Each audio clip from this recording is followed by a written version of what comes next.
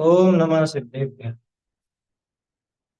मंगलमय मंगल करण पीतराग विज्ञान नमो ताहि जात हैं भय अरहंतादि महा करिमन करिहो महाग्रंथ करण को करार जाते मिले समाज सब पावै निज पद राज।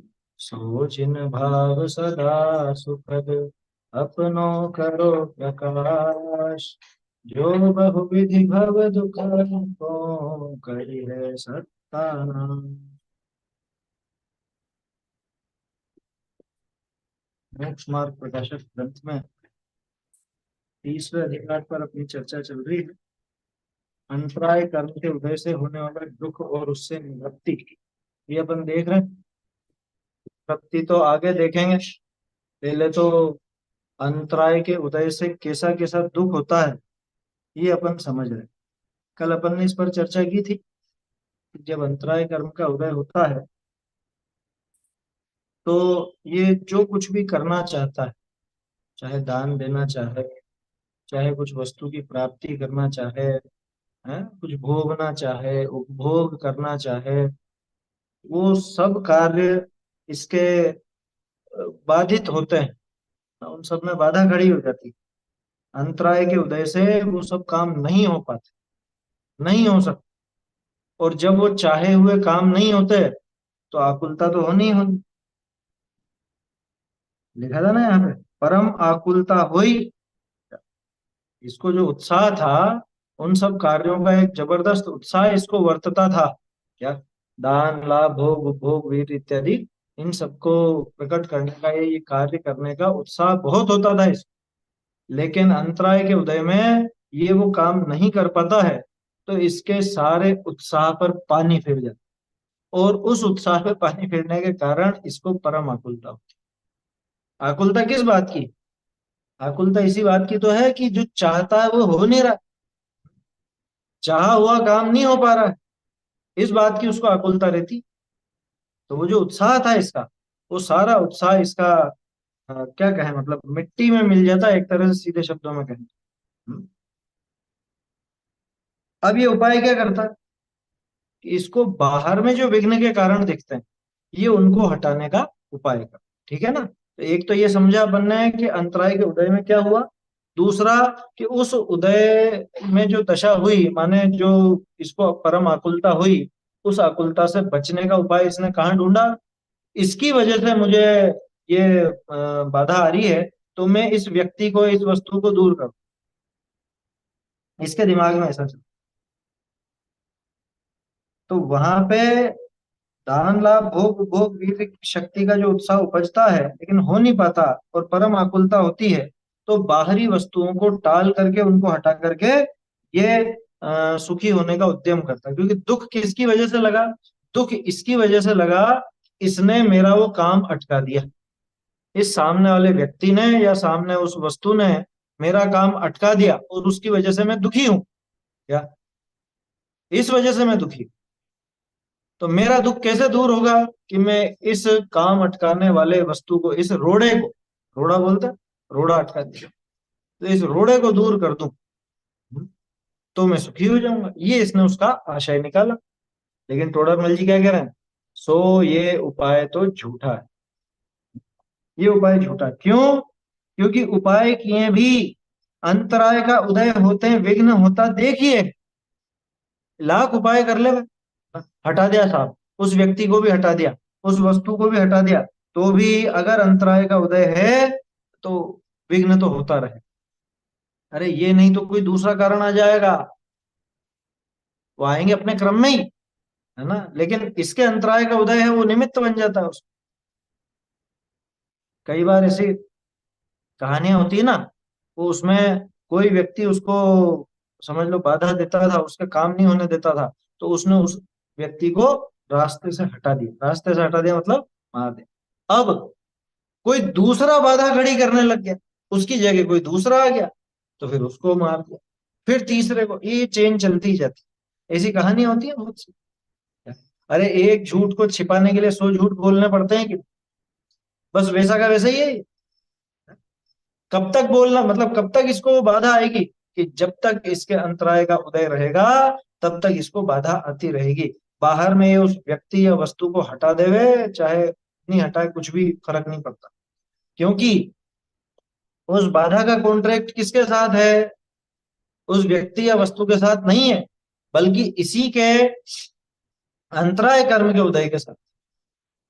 जब तक और जितना इसके अंतराय का उदय होगा तब तक और उतना बाधा, उतना अंतराय इसके आता जाए, बाहर में कोई हो चाहे नहीं। लिखा ना, उपाय किए भी अंतराय का उदय होते हैं, विघ्न होता देखिए। ये खूब उपाय कर ले, लेकिन उपाय खूब करे, लेकिन अगर अंतराय का उदय है तो विघ्न होता दिखेगा, विघ्न होता ही रहेगा। और अंतराय का क्षयोपशम भय बिना उपाय भी, एक मिनट, अंतराय का क्षयोपशम भय बिना उपाय भी विघ्न न हो। अगर अंतराय का क्षयोपशम है तो कुछ उपाय मत करो तो भी कोई बाधा नहीं आएगी। कई बार लोग के तो हमने तो इतनी मेहनत करी, इतना इतना परेशान हुए तब जाके ये काम हुआ, तुमको भी इतना उपाय करना पड़ेगा। कल बताया था ना मैंने किस्सा आपको, ये इतना सब काम करो चाहे मत करो, है ना, वो उपाय नहीं करोगे तो भी काम में कोई बाधा नहीं आएगी, अगर अंतराय का, हाँ, क्षयोपशम है। अगर अंतराय का क्षयोपशम है तो बाधा नहीं आएगी, चाहे आप उपाय करो या मत करो, कोई फर्क नहीं पड़ता। हाँ, वो उदाहरण आता तो है गेट खोलने का, एक राजा सबको गेट खोलने बुलाता है, अलग अलग तंत्र मंत्र वालों को, तो सब तो तंत्र मंत्र लगाते रहते हैं, जो खुलता नहीं, लेकिन पेड़ में खाता है वो केवल धक्का देता है गेट को, खुलता है।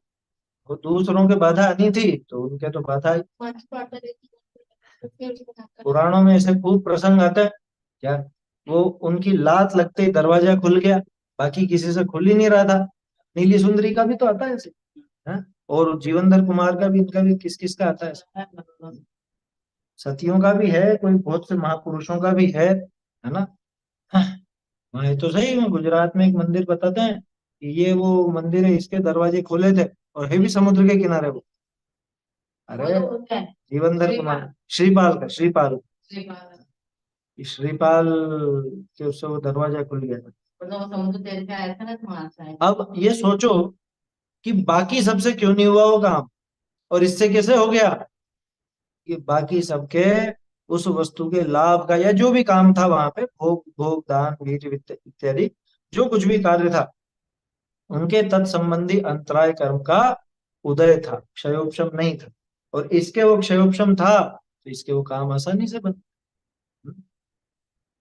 लिखा ना, उपाय किए भी अंतराय का उदय होते हैं, विघ्न होता देखिए, और अंतराय का क्षयोपशम भय बिना उपाय भी विघ्न न हो। है कि तू लाख उपाय कर ले लेकिन अंतराय का उदय चलेगा। किसका? शंभू कुमार का नहीं क्या? हाँ, शंभू का देख लो। हाँ, शंभू का उदाहरण है ना, वो चंद्रहास, सूर्यहास था, चंद्रहास था, चंद्रहास खड्ग सिद्ध करने बैठा, सिद्ध भी उसके ही हुआ, ऐसा नहीं कि सिद्ध नहीं हुआ, सिद्ध तो हुआ, लेकिन हाँ 12 साल भी लगे, है ना, 12 साल तक तो नहीं होना था, तो वहां तो अंतराय का उदय समझना है उसके हाथ में। और उसके बाद जब सिद्धि हुई तो उसके बाद वो, अरे तो सिद्धि तो वही हुई ना, उसके बाद फिर बाद में वहां पर उसके हाथ नहीं लगा, क्यों? कि उसके लाभांतराय का उदय, और इधर यहाँ इनके लाभांतराय का क्षयोपशम। हाँ, लक्ष्मण ने तो यूं ही देखा कि ये क्या चमक रहा है, लिया हाथ, क्या चंद्रहास खड्ग। हाँ हाँ, वो तो वह लक्ष्मण को दिखी बांस के झुरमुट के ऊपर, कि ये क्या है, चमकती हुई चीज देखी, हाथ में लिया है खड्ग, और कि चलो देखें, धार तो देखें, यूं चलाया, अब बांस के बीच में, झुरमुट के बीच में बैठा हुआ था, कट गया। इधर तो उसकी आयु पूरी होनी थी, और इनके इधर वो अंतराय, लाभांतराय का क्षयोपशम था, विशेष क्षयोपशम, ये खड्ग की प्राप्ति इनको हुई। ऐसे सैकड़ों उदाहरण है वो तो। उससे सिद्धि होती है क्या, कि भैया तुम लाख उपाय करो, ये उपाय ही तो कर रहा था वो उपाय कर रहा था, लेकिन अंतराय का उदय होने पर काम नहीं हुआ। और बिना उपाय किए भी लक्ष्मण के वो काम हो गया, हाथ में आ गया। क्या कहते हैं विघ्न का मूल कारण अंतराय। और हम क्या करते हैं, इसने अटकाया काम, इसकी वजह से हमारा काम, इसने रोक दिया। बहुत से लोग वहां पे सरकारी दफ्तरों में जाकर के झगड़ते हैं ना, इस बाबू ने रोक रखी है फाइल हमारी, है, ये आगे नहीं बढ़ने देता, ये अधिकारी साइन नहीं करता, ये आगे नहीं बढ़ा रहा है इस काम को। हाँ, अरे भैया, जब तक वो अंतराय का उदय है तब तक उसका लाभ कैसे हम्म? जब तक उसका उदय है तब तक उस वस्तु का भोग भोग कैसे होगा, दान कैसे करे, आया समझ में। तो विघ्न का मूल कारण कौन, अंतराय, कोई व्यक्ति नहीं है। देखो, ये है ना ठंडे दिमाग से सोचने की बात है, ये दूसरे की वजह से कोई मेरी बाधा नहीं हुई। कह रहे नहीं नहीं, इन्हीं ने रोका है, हमें पता है। अरे सामने वाला रोक नहीं सकता, उसकी ताकत नहीं है। तेरे अंतराय का उदय हुए बिना पूरी दुनिया उपाय कर ले। अब ये दोनों लाइनों को थोड़ा दुनिया की तरफ से लगाना क्या, तेरे अगर अंतराय का उदय है तो पूरी दुनिया सहयोग करना चाहे तो भी तेरा काम नहीं बनेगा। और अगर तेरे अंतराय का उदय नहीं है तो पूरी दुनिया तेरे विघ्न का उपाय करे, तेरे विघ्न होने वाला नहीं। प्रद्युम्न कुमार को कौन सा विघ्न हुआ बताओ, सारे ही भाई मारना चाहते थे, तो और किनका है किस्सा, धन्य कुमार का, प्रद्युम्न कुमार, धन्य कुमार। पुण्य का उदय है तो अन्य अनेक यत्नों से भी क्या, हाँ, और पुण्य का उदय नहीं है तो भी अन्य बात तो सही वो। धर्म हाँ, अ, सुखोपायन शतेन किम, है? यदि पुण्याश्रवो, क्या है ये, वो तो उसका वो अलग है, वो अलग है। का पुण्य हाँ श्लोक। हाँ, वो अलग है। यहाँ तो उदय की बात, पुण्य फल देने के सन्मुख है। हाँ, यदि पुण्य सम्मुखीनम चेत, है? सुखोपाये शतेन किम, है ना, सुखोपाय शतेन किम। और पुण्यम न सम्मुखीनम चेत, है, तो भी क्या। सुखोपाय शतेन किम, है ना? हाँ, मतलब वो सैकड़ों उपायों से क्या लाभ है, अगर पुण्य तेरे उदय देने के सम्मुख है तो सब अपने आप जुट जाएंगे, तुझे क्या करना है उसमें? तू क्यों फालतू परेशान होता है, तू क्यों फालतू आकुल व्याकुल होता है। तो वैसी तो बात यहाँ फल पर है। देने के सन्मुख नहीं है तो भी कोई तुझे लाभ, हाँ, फालतू मत दौड़ाबाजी। इतनी नहीं करना तो पड़ेगा, इसके बिना कैसे होगा काम, ये कर ले, करके देख ले खूब उपाय, अगर तेरे पुण्य का उदय है। अच्छा, एक और चीज है, पुण्य के उदय में तो वो वस्तु जो भी है ना, साता असता के उदय के साथ में ये लगता है। ये सारी है। हाँ, ये सब साथ में चलता है। इधर लाभांतराय का क्षयोक्षम होगा और उधर साता वेदनी का उदय होगा, तो वो वस्तु की प्राप्ति होगी, ऐसी सीधी बात है।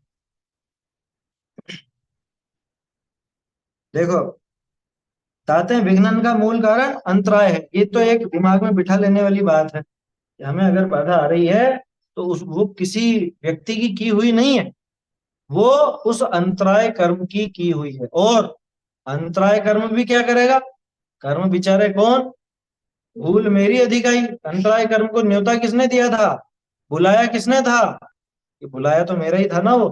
हम्म? अंतराय कर्म मेरे ही द्वारा बुलाया गया था, तो उस अंतराय कर्म ने ही ये बाधा खड़ी की है। तो इसका मतलब अगर वो पूरी चेन को पकड़ करके देखें तो उसका असली कारण तो मैं स्वयं ही हूँ। मेरे वो भाव, क्या, मेरे वो भाव जिनकी वजह से वो अंतराय कर्म बना था, वही भाव मेरे इस बाधा में कारण है, कोई अन्य जीव इसका कारण नहीं। ऐसा यहाँ समझना चाहिए। देखो, बहुरी जैसे कुकरा के पुरुष करी वाही हुई लाठी की, जैसे कुकरा के पुरुष करी वाही हुई लाठी की पुरुष पुरुष करी वाही हुई मतलब पुरुष के द्वारा चलाई, है ना, किसी व्यक्ति ने ऐसे यूं लकड़ी चलाई, वाही हुई मतलब चलाई, फेंकी हुई, मारी हुई, ठीक है, उस लकड़ी की लगी। अब वह कुकरा क्या करता है,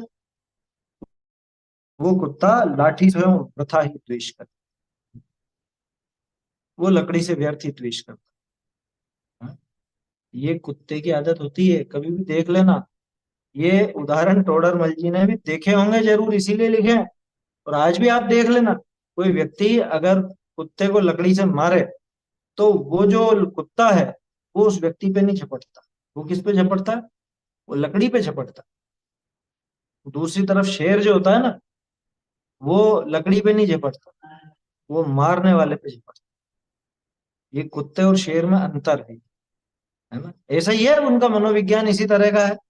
कुत्ते की आदत होती है कि वो लकड़ी के ऊपर ही झपटता, वो क्या सोचता है, लकड़ी ने मुझे मारा। अब देखो उदाहरण किसके लिए दिया, ये हम लोगों के लिए दिया हुआ उदाहरण है, तो हम भी उसके जैसे क्यों बने। तैसे तैसे जीव के अंतराय करी निमित्त भूत किया। देखो कैसा बिल्कुल सटीक उदाहरण बिठाते हैं। पुरुष ने लकड़ी चलाई और वो लकड़ी कुत्ते के लगी, ठीक है। उसी तरह से अंतराय करी निमित्त भूत किया, बाह्य चेतन अचेतन द्रव्य करी विघ्न भया। किसने प्रेरित किया, उन बाहरी चेतन अचेतन पदार्थों को बाधित करने के लिए किसने प्रेरित किया, कि वो अंतराय कर्म ने ही प्रेरित किया। माने अंतराय कर्म के द्वारा वो लकड़ी चलाई गई। वो जो व्यक्ति या समझ लो वो जो वस्तु है, वो अंतराय कर्म के द्वारा सामने लाई। अब वो विघ्न हुआ, ये जीव तिन बाह्य द्रव्यनिस्यों वृथा द्वेष करे। इस जीव की आदत ऐसी कि ये उन बाह्य द्रव्यों से व्यर्थ में ही द्वेष किया करता है। अन्य द्रव्य या के विघ्न न किया चाहे, एक मिनट, अन्य द्रव्य या के विघ्नन किया चाहे और या के न होए, बहुरी अन्य द्रव्य विघ्नन किया न चाहे और या के होई, ताते जानिए है अन्य द्रव्य का किछु वश नहीं। जिनका वश नहीं तिनस्यों काहे को लरी, ताते ही उपाय झूठा। कितनी सुंदर बात है भाई। ये जीव व्यर्थ ही अन्य द्रव्यों से द्वेष करता है। अन्य द्रव्य कौन, चाहे सचेतन हो चाहे अचेतन। क्यों करता है, ये सोचता है कि इनने मुझे बाधित किया, इन इसने मेरे काम में बाधा डाली, है ना।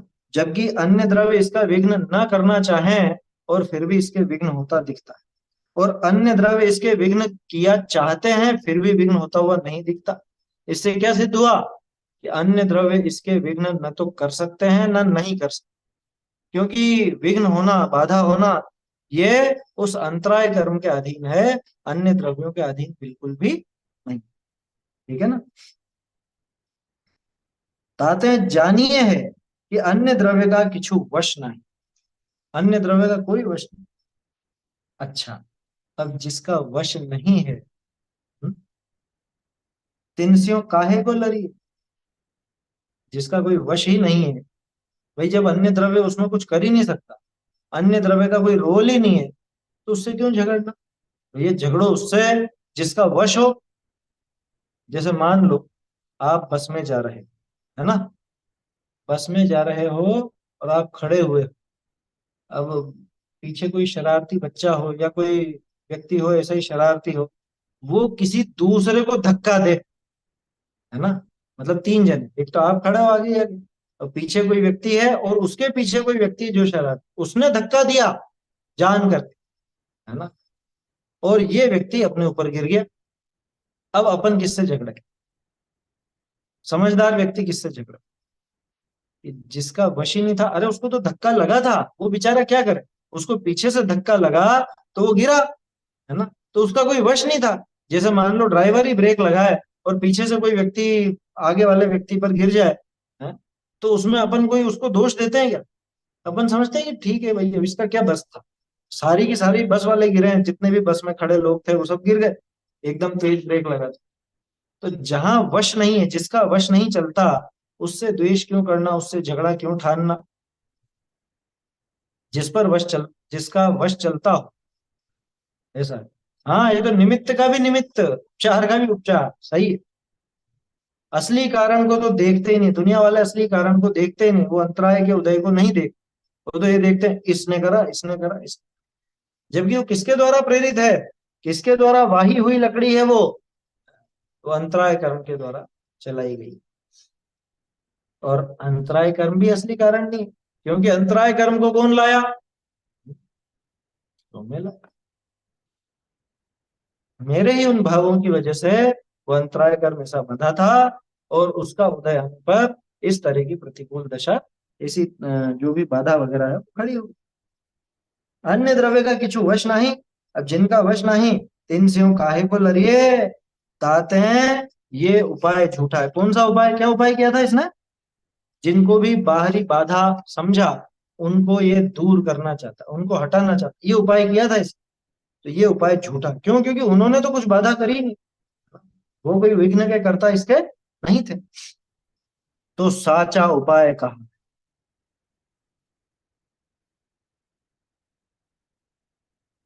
देखो ये इसके ऊपर वाला जो पैराग्राफ अपन ने पढ़ा ना, वो लकड़ी लगी से वहीं तक, वो पैराग्राफ बहुत काम का है ना। मुख्य रूप से निशान लगाने जैसा हमने तो लगा रखा है, आप भी लगा सकते हो। और सच्चा उपाय क्या बताया, वो भी महत्वपूर्ण है। अच्छा प्रकरण है, छोटा सा है, लेकिन क्या है, ये रोजमर्रा के जीवन में काम आने वाला।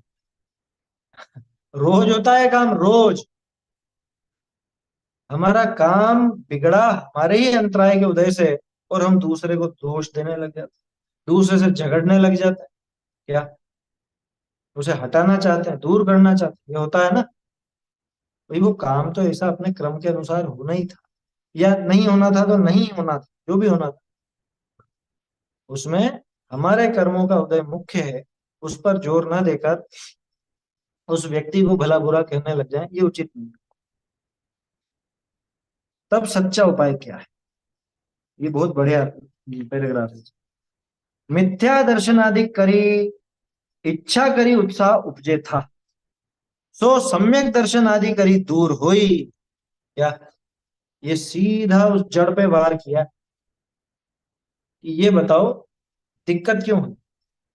बिल्कुल, इसको अपन है ना एक एक चीज को पकड़ के चलते हैं।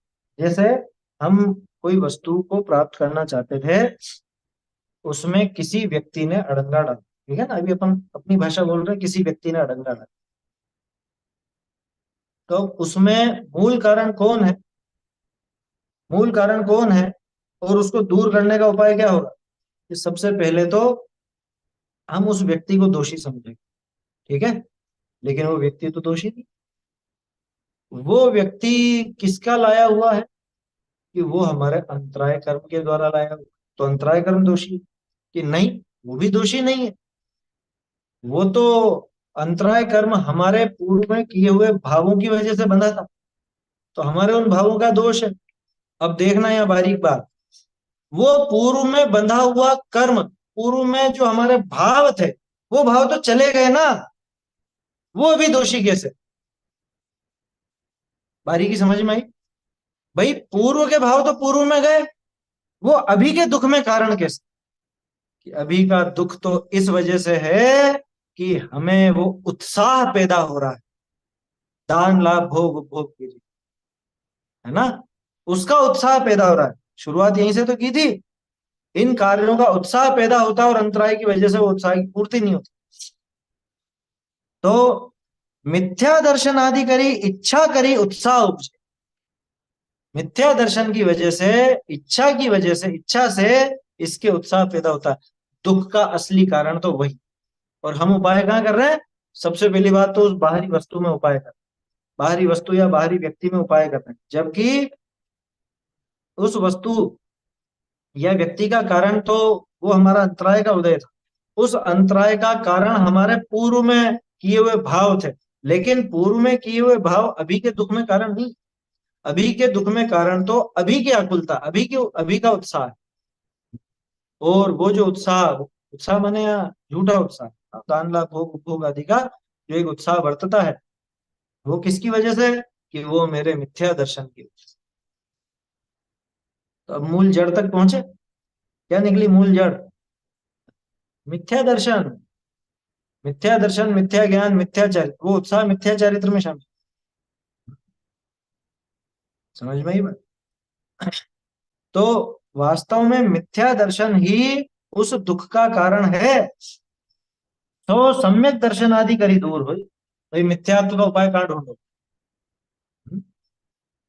मिथ्यात्व का एकमात्र उपाय तो वो सम्यक दर्शन। और सम्यक दर्शन आदि ही करी अंतराय का अनुभाग घटे। क्या होगा कि सम्यक दर्शन होगा तो अपने आप ही मिथ्या दर्शन का नाश है ना। मिथ्या दर्शन की वजह से उत्साह पैदा होता था, अब वो उत्साह पैदा नहीं होगा।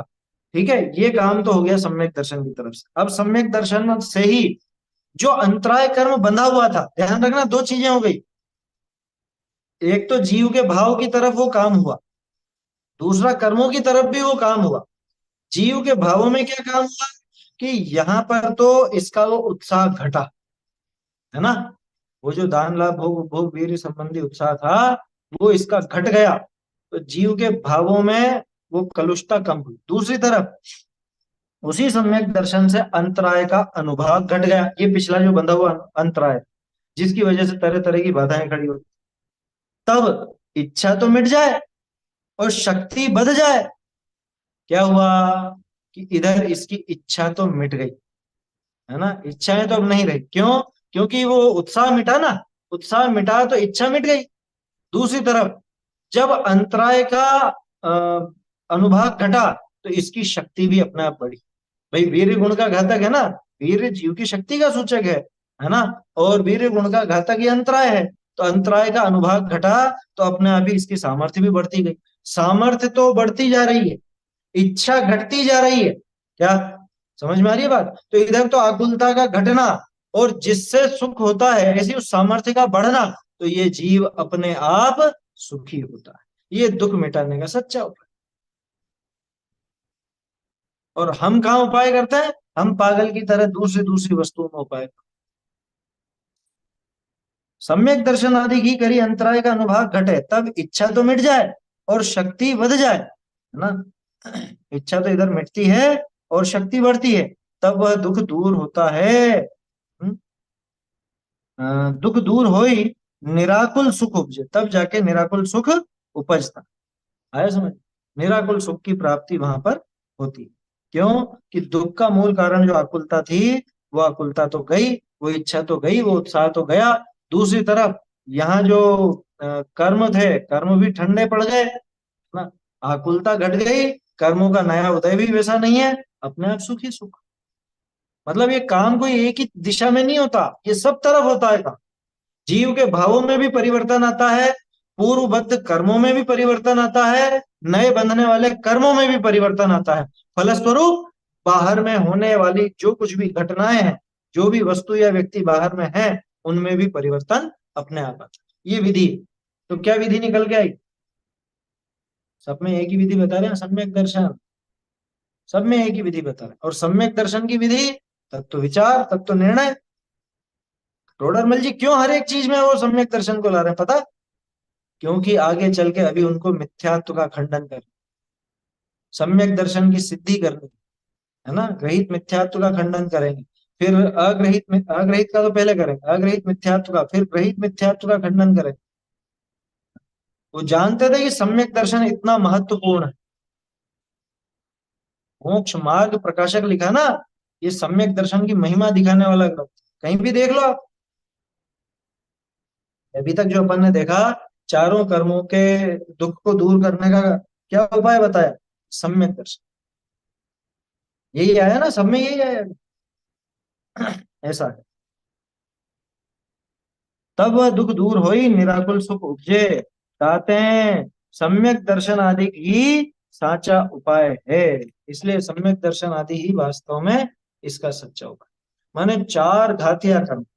अब देखा जाए तो सम्यक दर्शन मिथ्या दर्शन का लेना देना तो दर्शन मोहनी से, लेकिन चाहे ज्ञानावरणी हो, चाहे दर्शनावरणी हो, चाहे दर्शन मोहनी हो, चाहे चारित्र मोहनी हो, चाहे अंतराय हो, इन सब के उदय जन्य जो दुख है या इनके निमित्त से किसी भी तरह से जो दुख होता है, उससे बचने का एकमात्र उपाय सम्यक दर्शन।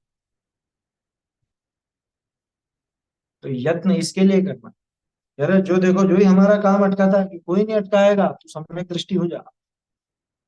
क्यों? सम्यक दृष्टियों के क्या बाधा नहीं आती? क्या उनके अंतराय का उदय नहीं होता? अरे घटता जाता है, सब समाप्त हो जाता है धीरे धीरे, अनंत वीर्य की तरफ बढ़ता है वो। समझ में आ रही बात? इसलिए उपाय अगर करना है तो सम्यक दर्शन का उपाय करो। अन्य कोई उपाय करने की आवश्यकता नहीं, बाहर में उपाय करने की आवश्यकता नहीं, वो सम्यक दर्शन का उपाय होगा। धीरे धीरे अपने आप वो सारे काम बन जाए। कि लेकिन साहब भाव तो आते ही हैं। ऐसे तो हम क्या बैठ जाएं, घर पे बैठ जाएं हाथ पे हाथ रख के? क्योंकि तुम में इतनी सामर्थ्य नहीं जो घर पे हाथ रख के बैठ जाओ। क्या? ये बैठो तो सही। वो पड़ा हुआ है ना अंदर में, चारित्र मोहिनी पड़ा हुआ है। अभी तो दर्शन मोहिनी का ही कुछ वो नहीं है, जाने का ठिकाना नहीं है उसका। चारित्र मोहिनी दर्शन मोहिनी दोनों पड़े हुए हैं। तो ये भागा दौड़ी तो करेगा। खास चीज ये है कि श्रद्धा में वो सुधार कर लो। धीरे धीरे बाहर में अपने आप वो सुधार हो ही जाए। श्रद्धा में सुधार की आवश्यकता, अन्य में सुधार की आवश्यकता, वो तो सब अपने आप हो जाए। हम जितना यत्न, जितनी भाग दौड़ बाहरी वस्तुओं के जुटाने में, हटाने में, वो काम निकालने में करते हैं, उतनी भाग दौड़ सम्यक दर्शन के लिए कर लेवे, तो इसके सारे दुखों का नाश हो जाए इसी भाव में। क्या समझ में आ रही है बात? सारे दुखों से मुक्ति हो जाए इस। कह रहे साहब अभी थोड़ा मोक्ष होगा, कह रहे हो जाएगा मोक्ष, तुम चिंता क्यों करते हो? मोक्ष हो जाएगा। कह रहे दृष्टि मुक्त तो अभी हो ही जाएगा, है ना। और पंचम काल में जो जीव सम्यक दर्शन प्राप्त करता है, वो विशेष पुरुषार्थी है। वो चौथे काल वाले से भी बहुत जल्दी आगे बढ़ता है। चौथे काल वाले को अनुकूलता कितनी है? चौथे काल वाला तो बहुत अनुकूलता में, सच्चे देव शास्त्र गुरु उसको सहज उपलब्ध है। यहाँ पे सहज उपलब्धता नहीं।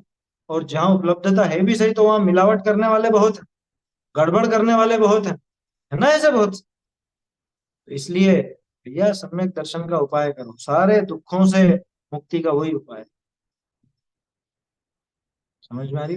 अगर सारे दुखों से मुक्त होना चाहते हो, तो एकमात्र सम्यक दर्शन का प्रयास करो। टोडरमल जी ने तो पूरा जीवन उसी के लिए लगाया। ये पूरा मोक्षों प्रकाशक ग्रंथ उसकी सूचना देता है। और सम्यक दर्शन का उपाय क्या है? इस सम्यक दर्शन का उपाय तत्व विचार, तत्व निर्णय, और कुछ भी उसका उपाय नहीं। तो ये अंतराय के उदय से बचने का उपाय था। ये अंतराय के उदय से बचने का मतलब अंतराय के उदय में होने वाले दुख से बचने। उदय उदय तो उदय में है, वो तो जैसा चलेगा सो चलेगा। उसमें सम्यक दृष्टि मिथ्या दृष्टि तो क्या करे, पिछला जो कर्म बंधा हुआ है वो आएगा उदय में, है ना। लेकिन ये उसमें आकुल व्याकुल नहीं होता। खास बात ये, ठीक है, ऐसी बात है। अब वेदनी कर्म के उदय से होने वाला दुख और उससे निवृत्त, है ना, इसको अपन कल ही देखें, कल नहीं अब परसों ही देखें, सोमवार को देखें। वेदनी के उदय में कैसी क्या दशाएं होती है इसकी, उसकी चर्चा करें।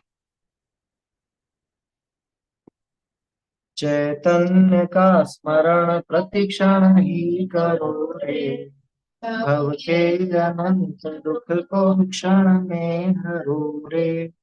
अक्षय अनंत नित्य सौख्य निधान पाओ, गाओ रे तो इसी के गीत गाओ।